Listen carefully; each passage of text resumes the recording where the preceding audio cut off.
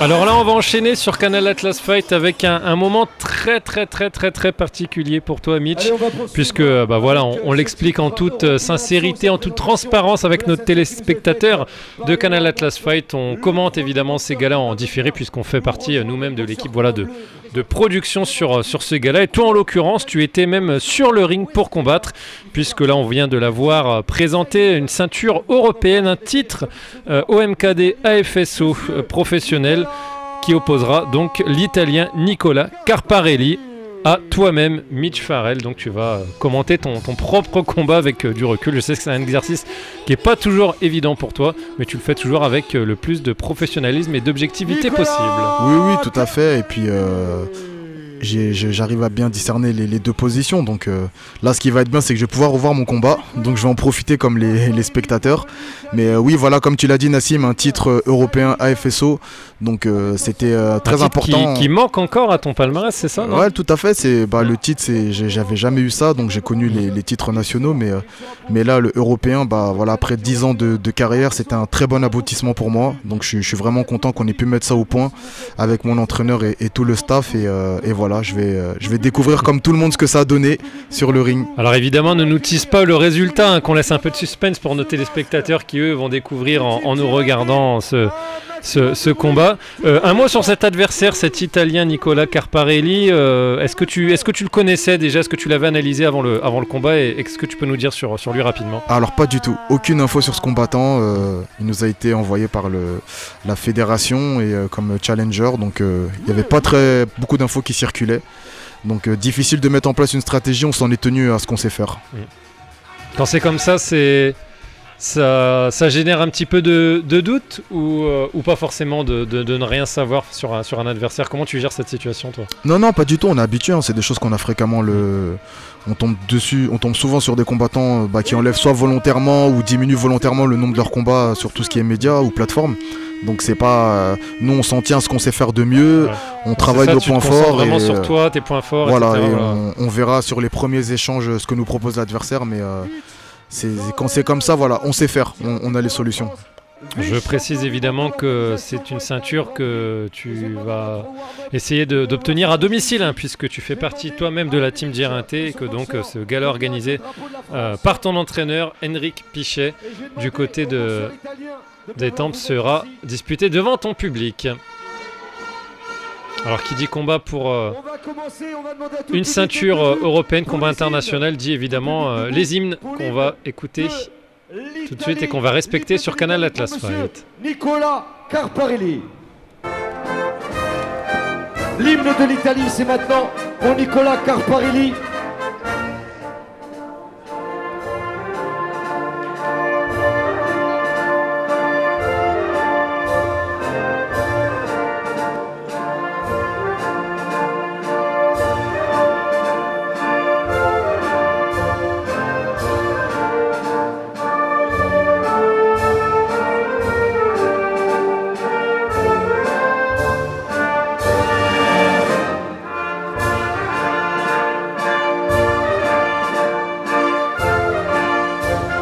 L'hymne de l'Italie pour monsieur Nicola Carparelli. Le fameux Fratelli d'Italia pour l'Italien, donc qui n'a pas beaucoup de ses frères d'armes avec lui dans la salle, mais on imagine qu'il est supporté de loin. La Marseillaise pour toi, Mitch. L'hymne de la France.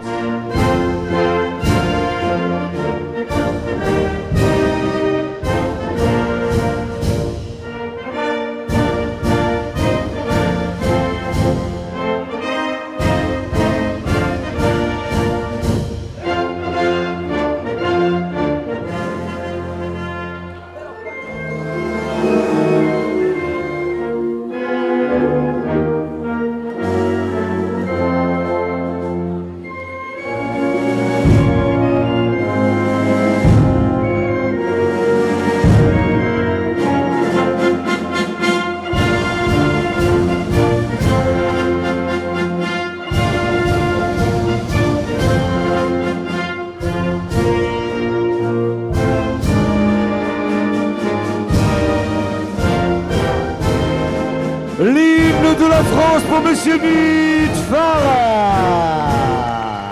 Voilà, une très belle Marseillaise respectée, entonnée par la salle détente pour te pousser, Mitch, dans ce combat qui se disputera donc ceinture oblige, hein, évidemment, en 5 rounds de 3 minutes cette fois-ci. Donc face à ton adversaire, hein, je le rappelle, l'Italien Nicola Carparelli.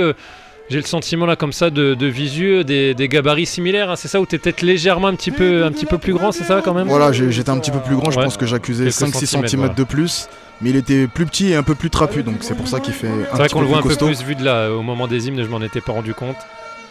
Allez, c'est parti dans ce combat. Mitch Farrell, donc votre consultant Canal Atlas Fight, qui est au commentaire avec moi, face à Nicola Carparelli, l'italien. Combat pour une ceinture.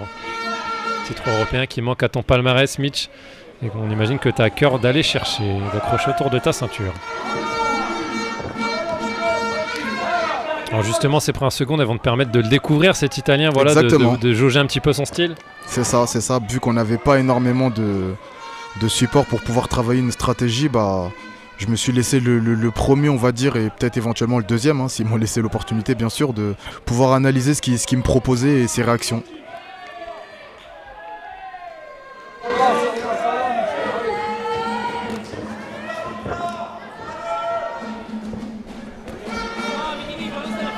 Tu mesures combien, Mitch? 1m80. Pour donner un ordre d'idée là, voilà, à nos auditeurs des différences de taille. Ouais, donc lui il doit être aux alentours d'un 75, un truc comme ça. Tout à fait, ouais, c'est ça, 1,74, ouais, il me semble.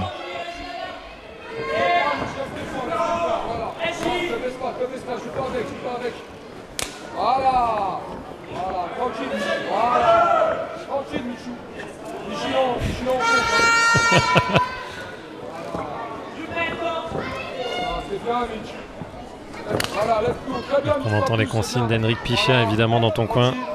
Ton coach à la team Girinté, l'organisateur de ce gala. Moment important pour lui aussi, hein, forcément, je l'imagine. Oui, bien sûr. Bah, de toute façon, là, la stratégie sur ce premier round, hein, comme on l'a dit, c'est prendre la température, ne pas trop s'affoler et puis voir ce qu'on nous propose. Bon, on sait qu'en général, sur une ceinture, on s'affole pas trop dès le début. C'est du 5 rounds, donc on essaye de... C'est une gestion différente de ce qu'on a vu jusqu'à présent sur les combats en 3 rounds. On met en place pour pas se cramer bêtement et puis ça monte au fur et à mesure des rounds, pardon. Donc voilà, là c'est plus vraiment de l'analyse, de l'observation de mon côté comme le sien. Ouais, pas forcément un gros débit ni d'un côté ni de l'autre pour le moment. Je pense que l'Italien est un petit peu dans la même stratégie aussi, hein, forcément.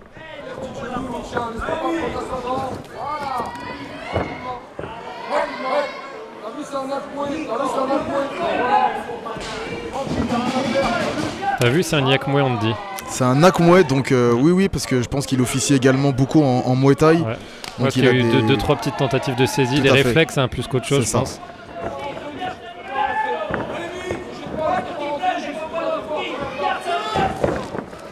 Et ça, c'est une indication qui compte pour toi de savoir que c'est quelqu'un qui est plus spécialisé sur le Muay Thai dans ta gestion du combat? Alors non, pas spécialement, mais ça peut le pousser à l'erreur. Donc on sait qu'il y a certains coups qui peuvent le pousser à l'erreur et obtenir des arbitres des avertissements. C'est aussi une technique pour gagner des combats, hein. Pousser l'adversaire à commettre des erreurs qui vont à notre avantage. Donc on a vu que sur certains middle, il saisissait beaucoup, donc on a essayé de le provoquer un petit peu aussi sur ça. Tiens, qui on retrouve dans son coin? Le gagnant de tout à l'heure, Poulombisteri, l'Italien, qui fait partie de la même team avec le même coach. Moi,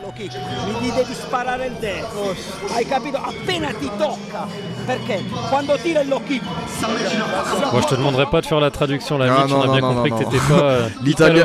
Je vais peut-être m'y mettre, hein, à force, parce qu'on a souvent des Italiens sur nos plateaux, mais j'en reste à l'espagnol, à l'anglais et au portugais. C'est déjà beaucoup. C'est évidemment déjà très bien.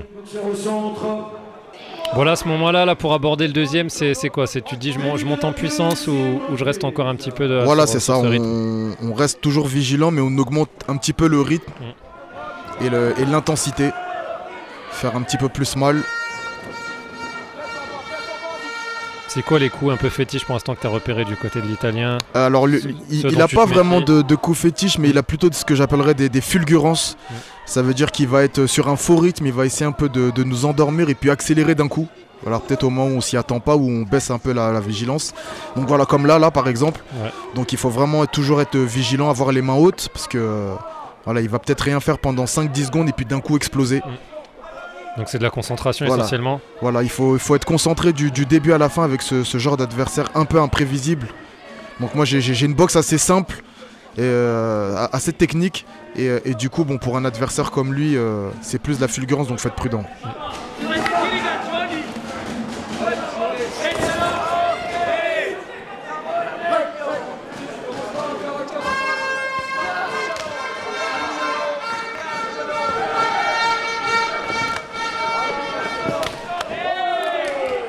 On se répond à la séquence de jambes. De côté.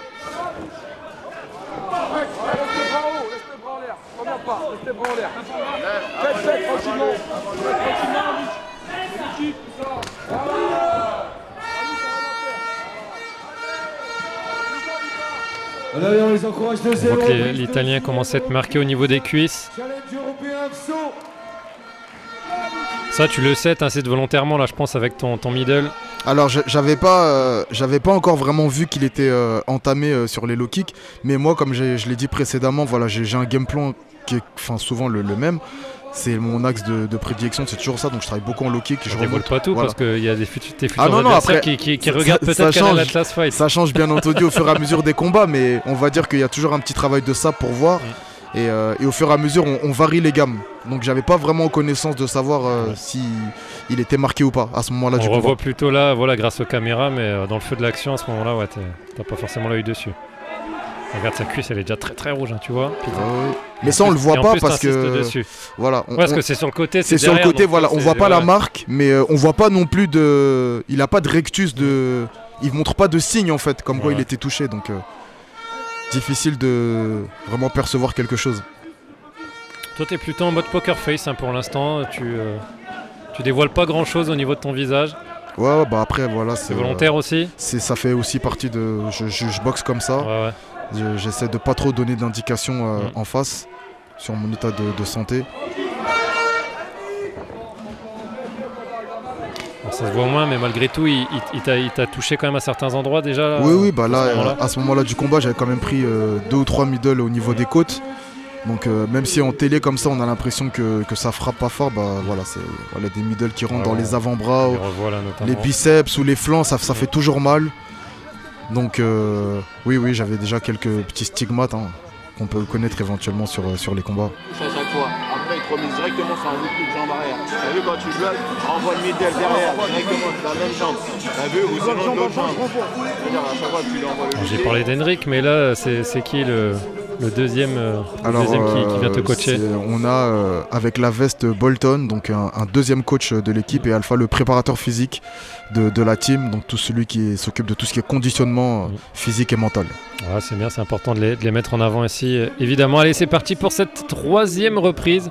Donc ceinture européenne, on le rappelle, titre OMKD à FSO entre toi-même, Mitch Farrell, et l'Italien Nicola Carparelli.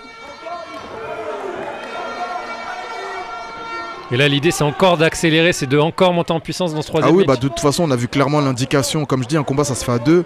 Et au 3e round, on a vu dès le début l'indication qu'il envoyait, c'était on y va. Premier échange pleine puissance, donc ça donne la tournure à suivre.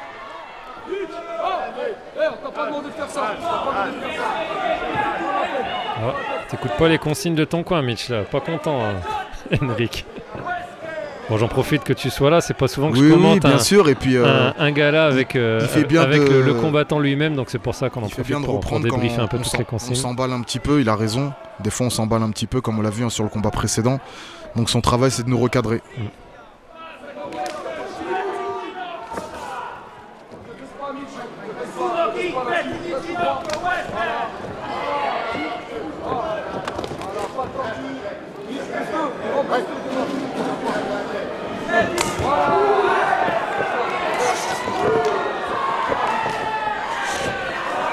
On voit qu'il y a quand même du répondant chez l'Italien.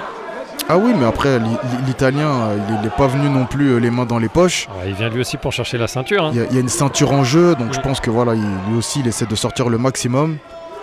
Il y a évidemment aussi des références.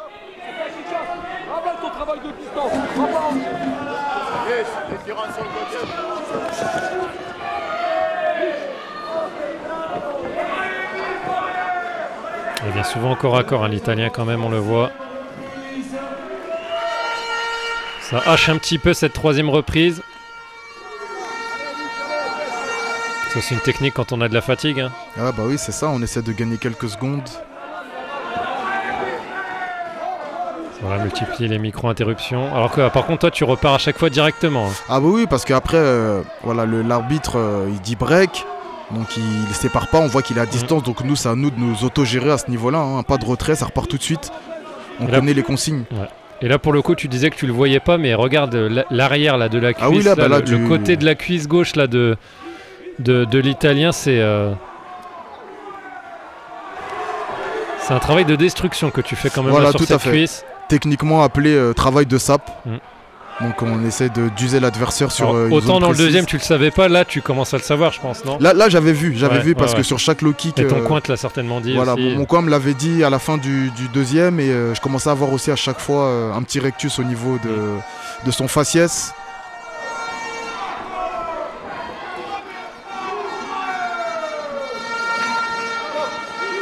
Parce que je parlais de coups fétiches pour l'italien, mais le middle c'est quelque chose que tu apprécies aussi beaucoup. Ah oui, oui. Le middle c'est une de mes techniques favorites, même si mon point fort reste l'anglaise et les low kicks, mais voilà, j'ai beaucoup travaillé ces dernières années pour améliorer mon middle et qu'il soit le plus technique possible. Donc voilà, c'est sur des combats comme ça que je peux voir si ça fonctionne. Ton genou arrière, mais à chaque fois il se décale sur ton côté, il baisse sa tête comme ça. Tu rentres ton genou. Ginocchio, che cazzo fa? Boom! Non succede, è facilissimo. È difficile. Però se tu accorgi, guarda.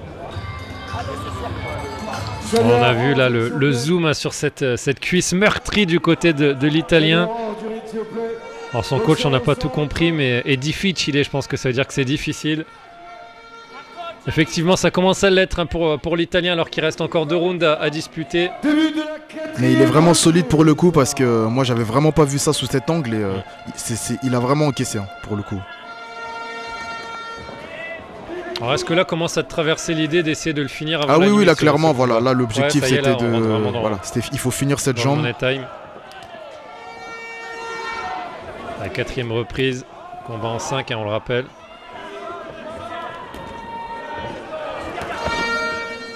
Là au niveau fatigue, t'es comment à ce moment-là? Oh non, là ça allait encore, ouais, ouais. Là. J'avais accéléré sur le 3e et là ça va, j'étais plutôt pas mal. Mais comme l'objectif c'était vraiment de rajouter une dose supplémentaire sur ce round, donc voilà, il fallait encore des réserves.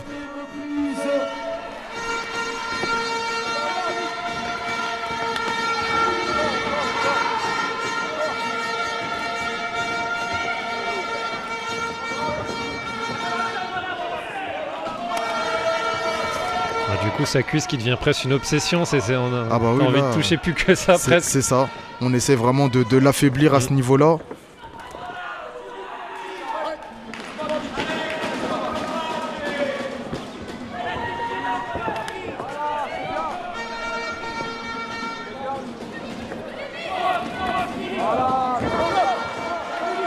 Ouais, ça y est, là, il commence vraiment à être sévèrement touché, notre ami italien. Premier compte pour lui, le genou à terre.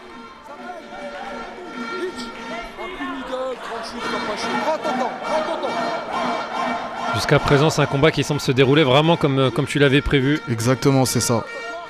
La stratégie, elle est à son terme et voilà. Et c'est terminé, Mitch. Voilà le compte final de la part de l'arbitre qui va t'offrir donc cette première ceinture européenne dans ta carrière. Enfin, un titre que tu attendais, une ceinture que tu vas pouvoir fièrement accrocher à ta taille, et le travail de sape, comme tu nous l'expliquais, que tu as mené sur la cuisse gauche de cet Italien depuis le deuxième round a finalement fini par porter ses fruits. Bah écoute, j'en profite hein, puisque tu es à côté de moi pour vraiment te féliciter encore une fois chaleureusement pour cette ceinture merci, très bien aller chercher franchement. Merci beaucoup, hein, comme je l'ai dit, c'est vraiment une satisfaction, c'est une récompense pour moi et mon staff hein, de beaucoup de travail en amont. Et je suis encore un peu ému hein, rien que de revoir les images parce que je viens de loin et je suis vraiment fier de ce que j'ai fait. Par arrêt de notre officiel à la 4e reprise, un maximum de bruit. Ça va enrichir franchement ton magnifique palmarès, et vraiment je le dis pas parce que tu es à côté de moi ou par failloterie, et je pense que les spécialistes qui nous regardent régulièrement vraiment le connaissent, ton palmarès, connaissent ton parcours et seront évidemment d'accord avec moi. Et malgré tout, féliciter quand même cet Italien parce que tu l'as dit, il a été vaillant hein, quand même, il a été sévèrement touché dès le deuxième round au niveau de cette cuisse et quand même il a essayé de tenir au maximum jusqu'au bout. C'est ça, c'est ça. Il est, comme on a dit, il n'est pas venu pour faire de la figuration, il est venu faire son combat, il y avait un titre en jeu, donc il y avait des objectifs, il vient de loin, donc voilà, il a donné la performance, mais ce soir-là, voilà, j'étais vraiment plus fort, je pense, mentalement et physiquement, et ça s'est vu. Et l'émotion dont tu nous parlais à l'instant, que tu as encore, mais que tu avais évidemment sur le ring tout de suite avec ces larmes dans les yeux, hein, il faut le dire, on l'a vu à l'écran, un grand moment pour toi, tu savoures, là on le voit avec tout ton staff, ça c'est vraiment des très bons moments qu'on a envie de prolonger au maximum sur ce ring. Exact, c'est ça, et puis là c'est vraiment un clin d'œil parce que celui qui me remet la ceinture, Stéphane Dacoury, je lui avais mis la ceinture de champion du monde de cette même fédération il y a 4 ans, c'était le dernier combat de sa carrière. Et je lui avais dit pour rigoler, un jour moi aussi tu me la mettras autour de la taille, et voilà, c'est comme quoi il faut toujours croire en ses objectifs et toujours aller au bout de ce qu'on a envie de faire dans la vie. On est notre seul ennemi et il n'y a que ça, la réponse est au travail, à la détermination. Eh ben, cette ceinture elle te va très bien là, cette ceinture bleue et or autour de la taille.